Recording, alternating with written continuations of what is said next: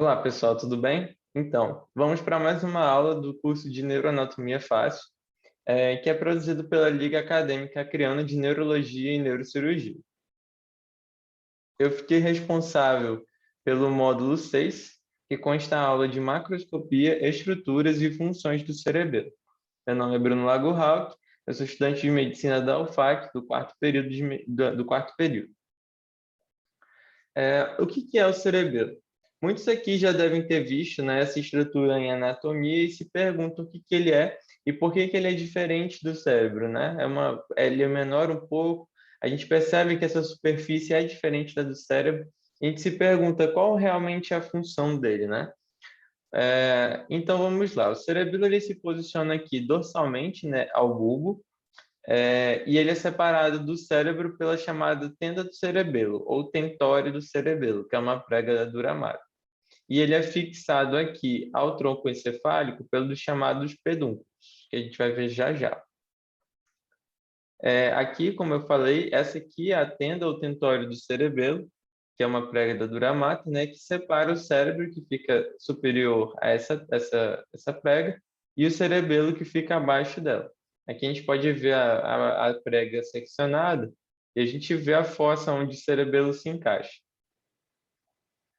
E aqui nós podemos ver os pedúnculos, que são os pontos de fixação, né, do cerebelo ao tronco encefálico, e nós temos três, que é o superior, o médio e o inferior.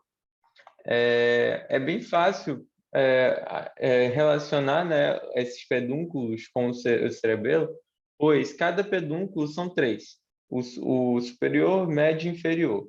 E nós temos o tronco encefálico é dividido em três porções, que é o mesencéfalo, a ponte e o bulbo. Então, superior, ele se liga ao mesencéfalo, a parte do mesencéfalo do tronco. O médio se liga à ponte, é a parte média do tronco. E o pedúnculo inferior se liga ao bulbo, a região medular, posterior, dorsalmente ao bulbo. Passando aqui.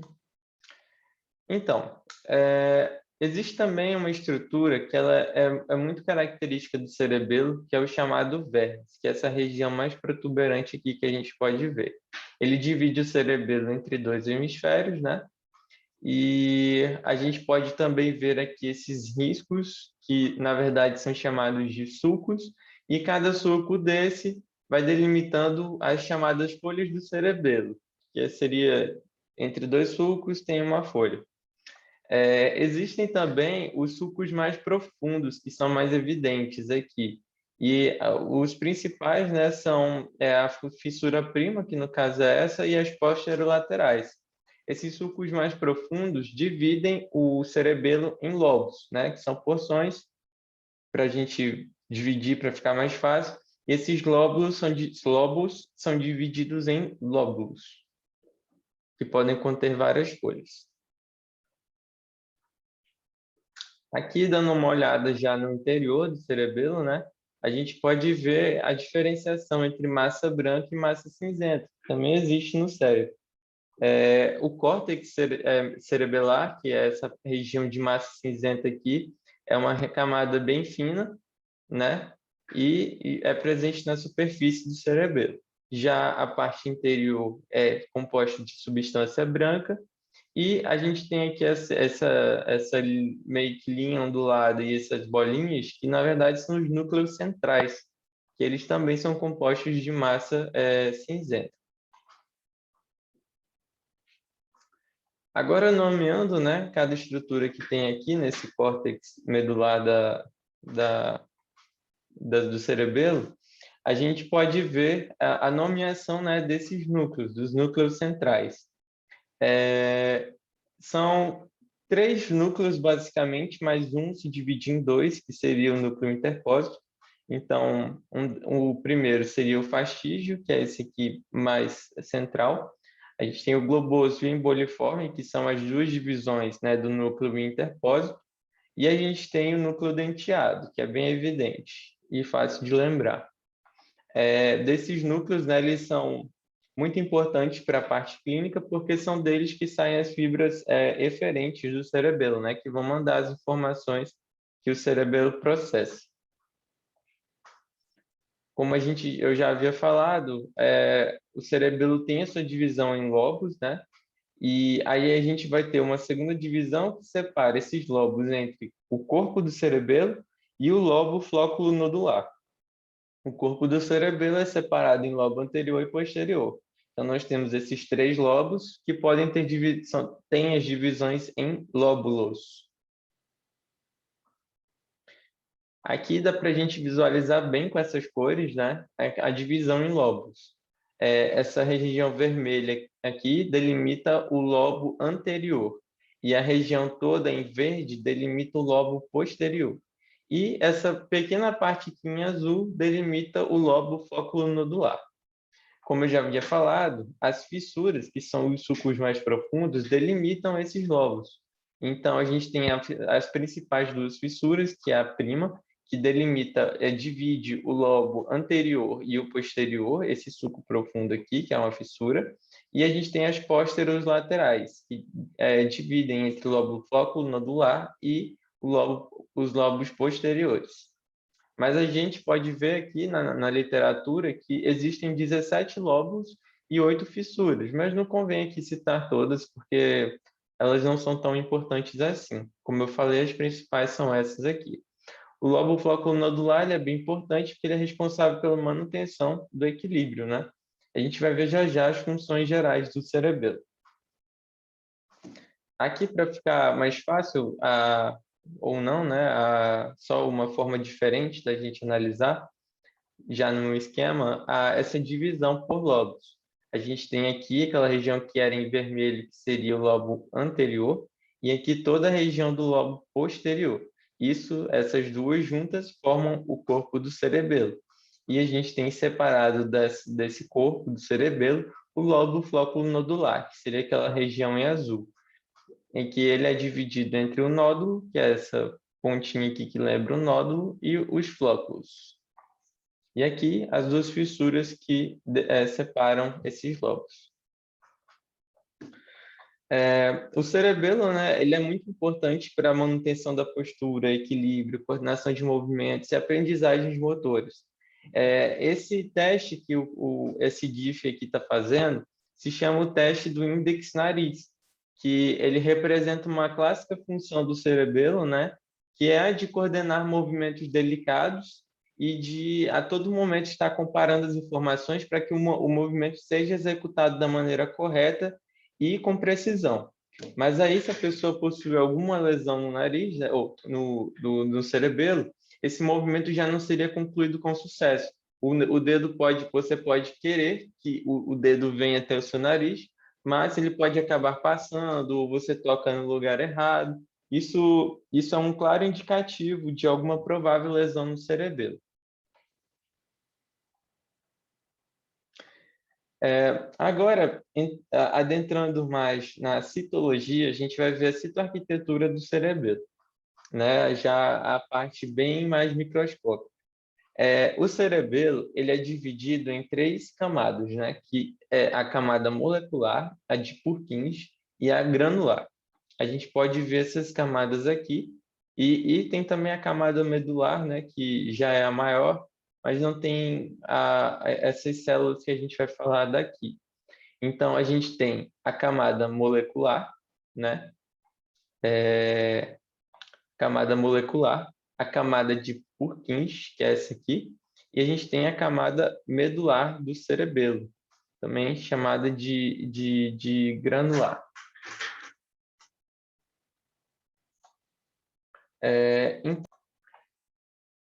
Então, na verdade, aqui, desculpa, aqui a camada molecular, né, a de Purkinje e a camada granular. E aqui a gente tem a camada medular. Mas o que importa são que estão nessas três camadas, que tem um grande conjunto de células que são muito importantes, né, para o estudo aqui do cerebelo. A célula de Purkinje é uma bem famosa, né, porque ela, além de ser a única eferente com ação inibitória, ela tem uma grande extensão. E sempre que você fala de cerebelo, você acaba lembrando da célula de Purkinje. Eu vou aproximar aqui a tela para vocês verem o, bem essa citoarquitetura. Então, a gente tem várias células aqui, e aí eu vou falando de uma por uma como é que funciona toda a dinâmica. Tem um outro esquema no próximo slide que vai ficar mais fácil para entender aqui. Mas, enfim, o que acontece primeiro? A gente primeiro vai ter um caminho de aferência, ou seja, informações que chegarão no cerebelo. Então, por onde que essas informações chegam para chegar no córtex? Essas informações primeiro vão vir por dois tipos de célula, que são as células trepadeiras e as células musgosas, que vêm como caminho de aferência. Essas células trepadeiras, elas estão sempre enroladas em células de Purkinje. Vocês podem ver aqui, ó, tem umas células, essas vermelhas aqui, e que tem essas várias ramificações, são as células de Purkinje. E a gente tem as trepadeiras enroladas nela, essa linha pretinha que vai se enrolando, são as trepadeiras. E a gente tem as células musgosas, que são essas azuis, que também são aferentes. A diferença é que as células trepadeiras, elas estão intimamente ligadas à célula de Purkinje e exercem uma maior influência sobre elas por estarem já conectadas a elas. E as células musgosas, que estão espalhadas também pelo corpo medular do cerebelo, elas já são mais espalhadas, mais difusas, e elas atingem essas camadas aqui, onde terão outro conjunto de células, só que elas não têm ligação direta com as células de Purkinje. Elas passam por outras células que levam até mais próximo do córtex para depois se ligarem às células de Purkinje para mandar um canal eferente posteriormente. Então, falamos da aferência. A aferência chegou. Agora, como eu falei, existem outras células aqui. Principalmente aqui na camada granular, a gente vai ter a própria célula granular, né? Deixa eu achar uma aqui. Aqui, uma célula granular, né? Essas células granulares, elas têm um feixe delas que sai da camada granular e vai basicamente até a camada molecular e solta um feixe que se chama se chamam de fibras paralelas, que elas atravessam todo o córtex, né, com esses feixes grandes, e elas servem para ter uma comunicação entre as outras células que tem ali. Então, a musgosa, através de sua aferência, lança o sinal para uma célula granular, provavelmente. Essa célula granular espalha as fibras paralelas que se ligam em outras células. A gente também tem aqui na camada granular as células de Golgi, que são células bem ramificadas que também servem para conectar, né, aferências de células musgosas com outras células que podem levar a célula de Purkinje para mandar o sinal. Já na camada molecular, a gente tem células como as células em cesto e as células estreladas, que também desempenham a mesma função. Conexão ali com as fibras paralelas para chegar à aferência. Dessas paralelas vão se ligar em outras que, no final, vão acabar tocando nas camadas de Purkinje para mandar o sinal de eferência. E, basicamente, é isso. Acho que deu para entender bem por aqui. Aí, agora eu vou mostrar, né, o próximo esquema, que também dá para dar uma entendida. E a gente tem que lembrar também que essas células que trazem aferência, elas são de caráter excitatório, ou seja, elas possuem neurotransmissores de glutamato. Já praticamente todo o resto das células aqui são de caráter inibitório, a não ser dessas camadas, a não ser as células granulares, que elas também são excitatórias. Mas o resto é tudo de caráter inibitório, e a única célula eferente, ou seja, que sai daqui de caráter inibitório, é a célula de Purkinje, né? Que tem os seus neurotransmissores dos GABA, que a gente já ouviu falar bastante. Então, vamos lá. Próximo slide. Aqui dá para ver bem, né? Deixa eu aproximar também para vocês verem. Dá para ver bem o esquema, acho que mais simplificado do que aquele desenho. Aqui a gente tem os núcleos centrais. Eu esqueci de falar isso. E quando a célula de Purkinje sai com esse sinal de diferença, esse sinal de diferença passa pelos núcleos centrais para depois caminhar para o sistema nervoso central. Existem poucas fibras da célula de Purkinje que também adentram ao sistema nervoso central, mas a sua grande maioria passa pelos núcleos centrais. Aqui, então, aqui a gente tem uma célula musgosa, né, que é aquelas que vêm trazendo sinal de referência, aí elas passam por aqui, podem levar, sim, diretamente ao núcleo central, mas geralmente porque quando elas estão subindo, né, elas podem passar ali próximo aos núcleos centrais, mas elas vão depois para a célula, se ligar a uma célula granular, né, que solta o seu feixe paralelo lá no córtex, faz a fibra paralela, e essa fibra paralela se liga à célula de Purkinje ou outras diversas células aqui, como estreladas, como células estreladas ou incesto, que é um outro tipo de célula que tem na camada molecular, e se liga aqui. Aí a gente tem também a fibra trepadeira, célula trepadeira, que vem se enrolando, né, na camada de Purkinje, trazendo a aferência para cá, chega no córtex, essa informação é processada e ele já devolve o sinal pela célula de Purkinje, que faz um sinal inibitório aqui no núcleo central e leva essa informação eferente para o sistema nervoso central. É isso. Agora que a gente viu essa arquitetura, vamos ver um pouco das estruturas, né, e divisões também, a organização do cerebelo. O cerebelo ele possui dois tipos de organização, que é a transversal e a longitudinal. A organização transversal ela é uma divisão filogenética, ou seja, por ordem de evolução embrionária. Elas são separadas pelas fissuras prima e posterior lateral, ou seja, basicamente é aquela divisão que a gente já tinha visto em lobos, tendo um pouquinho de alteração, mas já vocês vão ver. E aí a gente divide em três, que é o arquicerebelo, o paleocerebelo e o neocerebelo. Aqui tem uma imagem que mostra bem, né? Dá para mostrar bem aqui. O arquicerebelo seria a junção do lobo flóculo nodular com uma pontinha do verme superior. Já o espinocerebelo ou paleocerebelo, que a gente viu ali, seria uma porção superior e uma inferior do verme, sem contar a sua porção medial.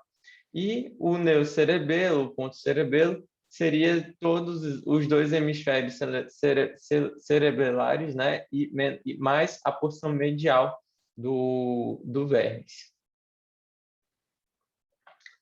Já na nossa divisão longitudinal, a gente divide entre três zonas: a zona medial, intermédia e lateral.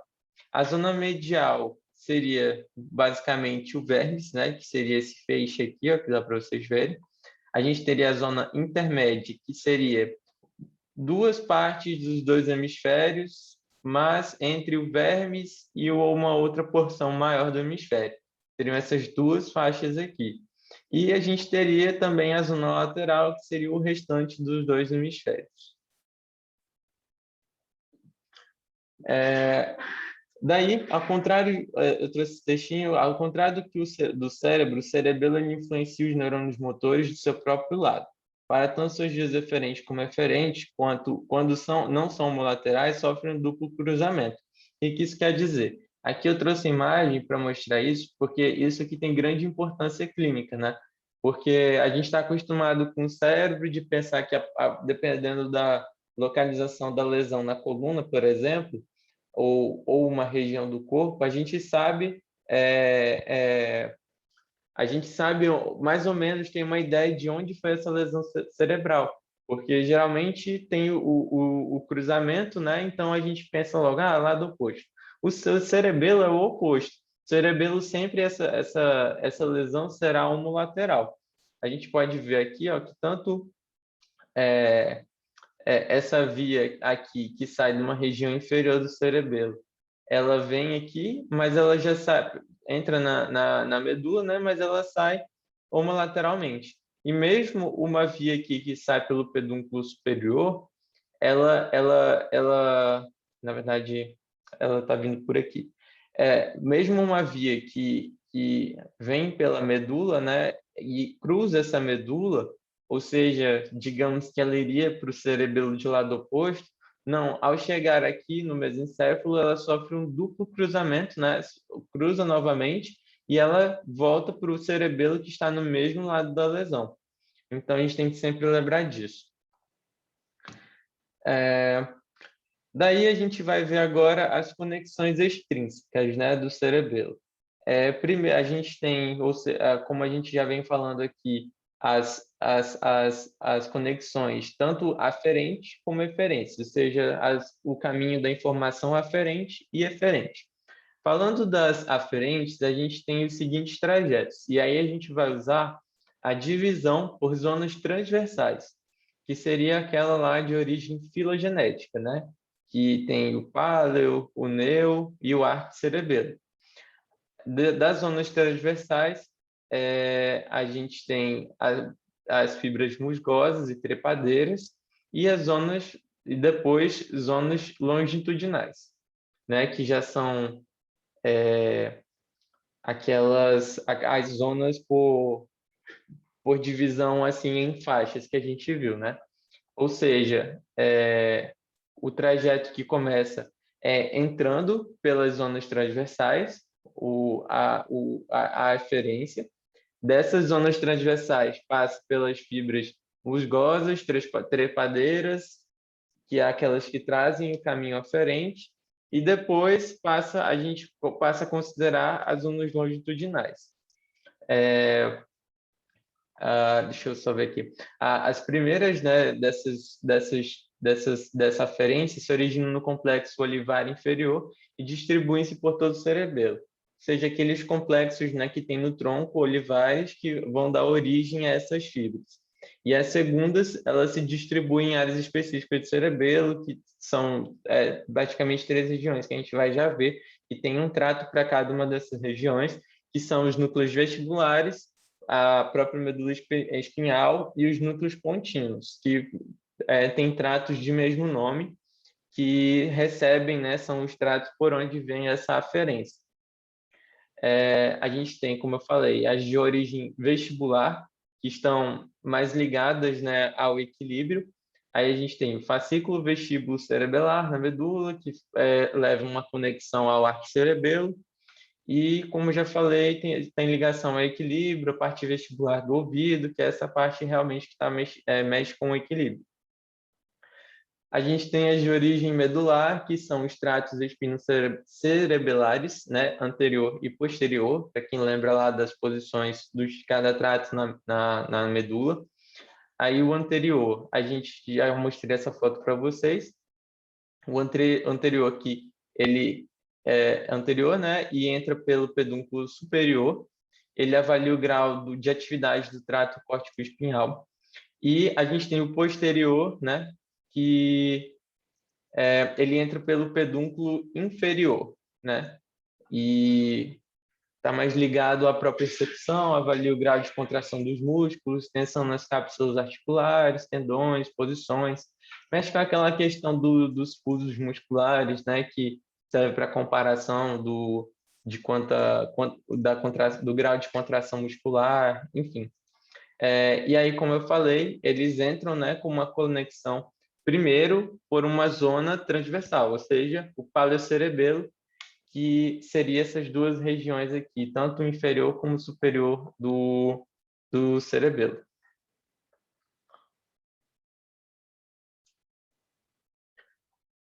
Já as conexões extrínsecas de forma eferente, nós temos esse novo trajeto aqui. Você sai da zona longitudinal, né, que foi onde terminou o caminho da aferência numa zona longitudinal, e agora você vai sair de uma zona longitudinal, passar pelas células de Purkinje, que são aquelas de caminho de eferência, e depois para os 3 núcleos centrais, pode ser 4 com aquela divisão, portanto, sai a informação para o sistema nervoso central. Então, desses caminhos, a gente vai ver um por um, e aí tem vários que podem levar uma informação direta, ou alguns passam pelo tálamo e depois vão para áreas corticais. A gente vai mostrar um por um aqui, mas também não tem necessidade de adentrar tanto nesses quesitos. Então, vamos lá. Lembrando que agora a gente sai de zonas longitudinais, que são aquelas que se dividem entre zona medial, lateral e intermédia. Então, aqui eu separei pontos que cadenciando cada sequência, né? Então, a gente tem a região do vermes, que seria a zona medial. Dessa região do vermes, aí a gente passa sempre, né, pelas células de Purkinje, mas já levando, cortando aqui, não citando a célula de Purkinje, porque ela está presente em todas, a gente passa a região do vermes para o núcleo central, que é o fastigial, e daí a gente tem 3 tratos, que é o fastígio bulbar, o trato vestíbulo-espinhal e o retículo espinhal. Esses tratos, né, eles influenciam nos neurônios motores do grupo medial da coluna anterior, auxiliam na comparação de informação de musculatura axial e proximal no sentido de manter equilíbrio e postura. Aí vocês vão ver que todos esses tratos que a gente vai ver aqui, principalmente de referência, estão ligados, né, muito a essa questão de contração muscular, porque essa comparação dos dados de grau de contração são os que definem a própria delicadeza dos movimentos, o quanto de contração a mais ou um grau menor que os músculos precisam exercer para que a gente possa executar os movimentos da melhor forma, da maneira que a gente pretende, da maneira que foi pensada para ser o movimento, entendeu? E isso é um ponto da funcionalidade do cerebelo que é muito interessante.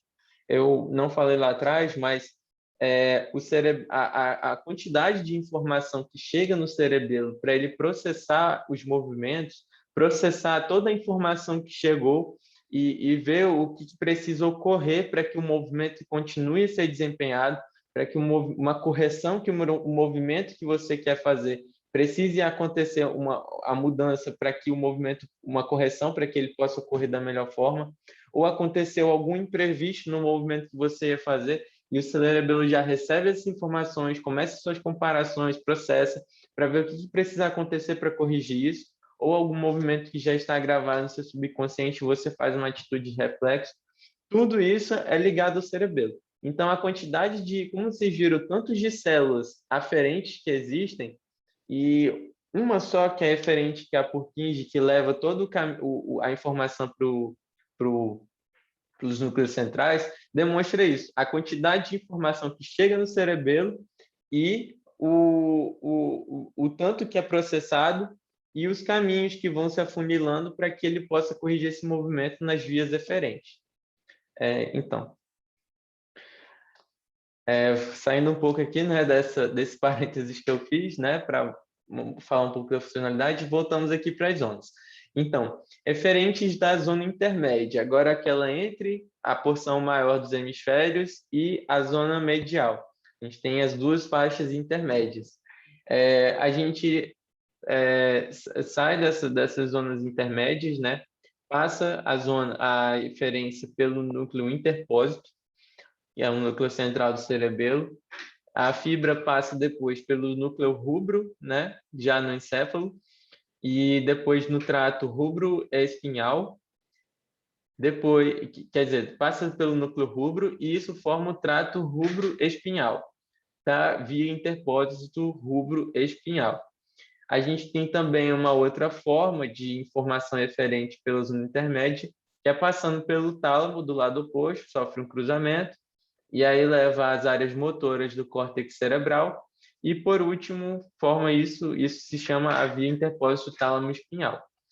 Agora a gente tem influência, né, nos neurônios motores do grupo lateral da coluna anterior, que auxiliam os músculos distais. A gente viu aqui no slide anterior que era a musculatura axial e proximal. Agora, esse aqui trata dos músculos distais responsáveis por movimentos delicados.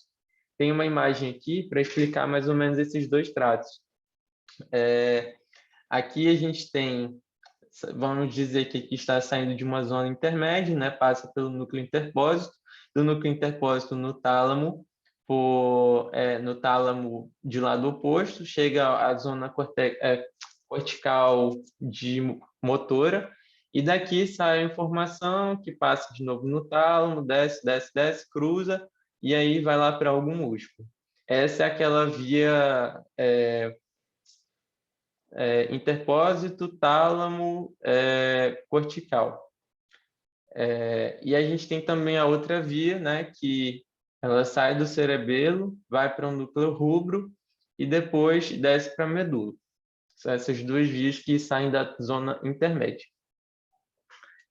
Por fim, a gente tem as referentes da zona lateral, que passam, né, células Purkinje, depois núcleo denteado, e aí eles passam depois no tálamo, do lado oposto, vão para as áreas córtex cerebral, motores, e aí forma a via dento-tálamo cortical, que passa pelo trato córtico-espinhal, né? Auxilia também na musculatura distal responsável pelos movimentos delicados, mas seu papel é um pouco diferente do núcleo interpósito. Aqui tem explicando essa via, que é esta daqui, né? Sai de uma zona lateral, passa pelo núcleo denteado, que passa pelo tálamo de lado oposto, que passa depois na área cortical e desce para a medula, cruza de novo, e é isso.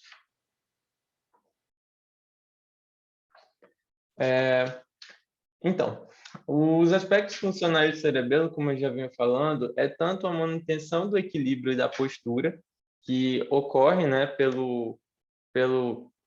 por esse sistema de comparação constante. Eu falei mais de movimentos voluntários e a ação do cerebelo sobre eles, mas esses movimentos inconscientes também, como, por exemplo, equilíbrio e postura, a gente já viu como é que isso é feito, né? Porque o cerebelo tem o seu trato que liga a parte vestibular, ou seja, de equilíbrio, e está a todo momento também gerando esse equilíbrio ao corpo, além dos movimentos voluntários, como, por exemplo, ele age sobre o controle do tônus muscular. O controle dos movimentos voluntários, né, envolve duas etapas: o planejamento do movimento e a correção do movimento quando já está em execução, que foi o que eu falei. Você planeja um movimento, eu quero andar daqui até ali, mas para isso você pode acabar havendo alguma falha, irregularidade do terreno, pode ter um imprevisto, e você precisa corrigir esse movimento que está ocorrendo. Então, com a mentalidade do movimento que você quer executar, o cerebelo está a todo momento comparando as informações. Você vai executar, né? Vai dar uma ordem aos seus músculos esqueléticos e eles vão começar a desempenhar o movimento. Mas o cerebelo está a todo momento recebendo informações de todos esses músculos e comparando com o processo do movimento. Se precisa ter alguma correção, se esse movimento vai ser desempenhado da forma correta, se precisa diminuir um pouco a contração desse músculo aqui para eu me reequilibrar, e é isso. E também ele está envolvido na aprendizagem motora, né? Como eu já havia falado. Por exemplo, os reflexos são obra do cerebelo. São movimentos que já ocorreram em alguma fase, você treinou muito, aprendeu, e aí você acaba desenvolvendo reflexos que podem te ajudar em várias situações. Por último, a gente vai ver aqui umas correlações anatomoclínicas, né, para mostrar, né, o que essas lesões do cerebelo podem gerar nos pacientes. Primeiro, nesse GIF aqui que está passando, a gente pode ver a chamada de marcha ebriose, né, ou atáxica ou cerebelar, que é o paciente que não consegue, né? Ele não, como vocês veem, ele causa um tremor, ele não consegue manter um equilíbrio adequado do corpo. E aí a ataxia se dá por isso, da pessoa ficar com as pernas meio afastadas, né? Justamente por não conseguir manter o equilíbrio. Então, afasta-se as pernas para tentar dar um maior equilíbrio ao corpo. Como vocês veem, ela está em bastante dificuldade, né? ela tem uma projeção do movimento, ela planejou um movimento, mas ela não consegue executar de forma adequada, porque é, ela não tem a correção do movimento, né? Ela está executando o movimento, mas o cerebelo, por não estar funcionando bem, não vai corrigindo o que precisa acontecer com o grau de contração dos músculos para que o movimento seja desempenhado de forma adequada. Também existe uma sequela que pode ocorrer, a hipotonia, né? Que é a fraqueza quer dizer, diminuição do tônus muscular, ou seja, uma espécie de fraqueza muscular, e aí você também não consegue, justamente por erro do cerebelo, né? Na questão da correção do grau do tônus muscular, ou seja, ele acaba deixando hipotônico.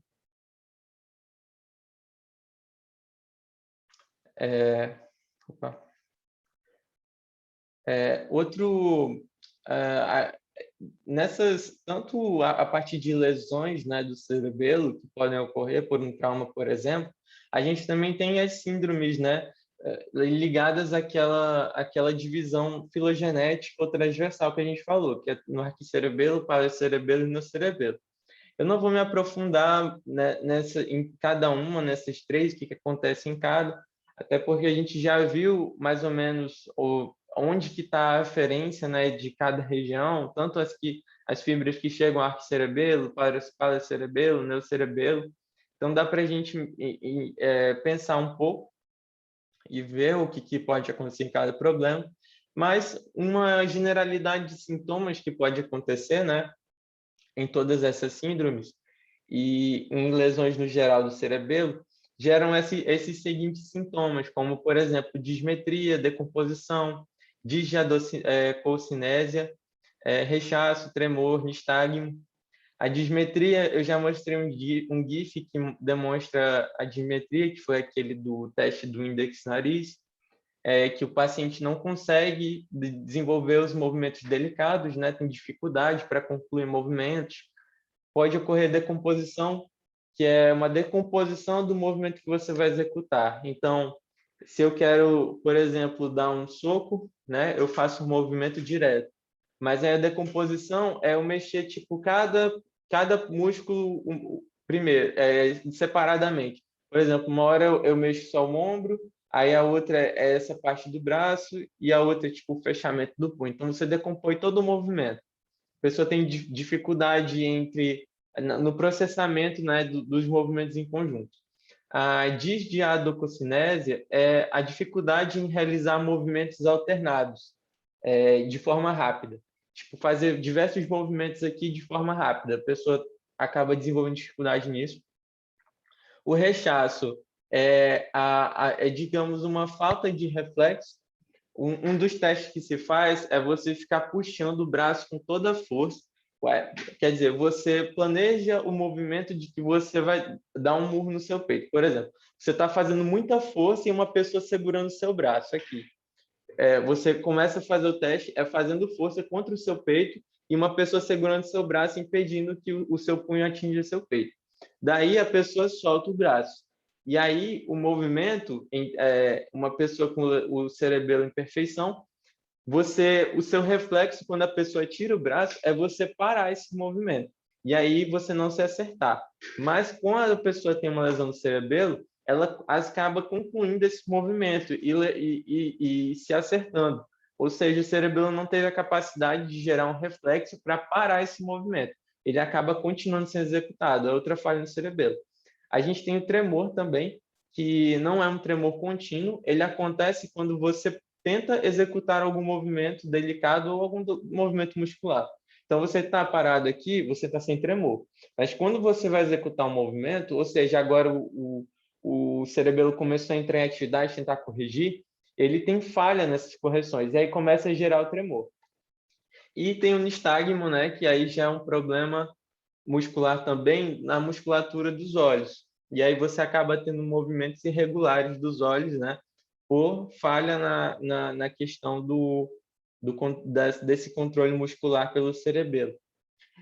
Só lembrando aqui, o cerebelo ele não age diretamente no controle do músculo esquelético. Quem faz isso é o cérebro, com o córtex motor. O cerebelo, ele compara informações de grau de contração, como é que está o músculo, o movimento que está sendo executado, e ele manda informações, né, para que esse movimento seja para que seja alterado, né, esse movimento.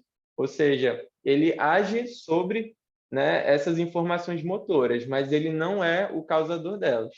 Não é ele lá que controla os músculos esqueléticos. Isso é função do cérebro. O cerebelo apenas corrige os movimentos, né, e garante que esses movimentos e essa contração muscular e essas ordens que são dadas pelo cérebro vão ser executadas de maneira correta.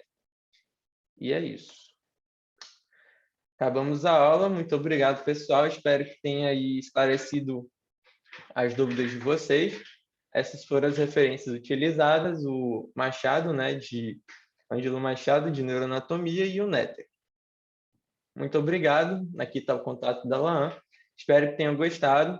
E fiquem aí com as próximas aulas, os próximos módulos. Esse curso está muito bom. E espero que vocês aproveitem e possam utilizar aí na vida de vocês. Muito obrigado. Tchau, tchau.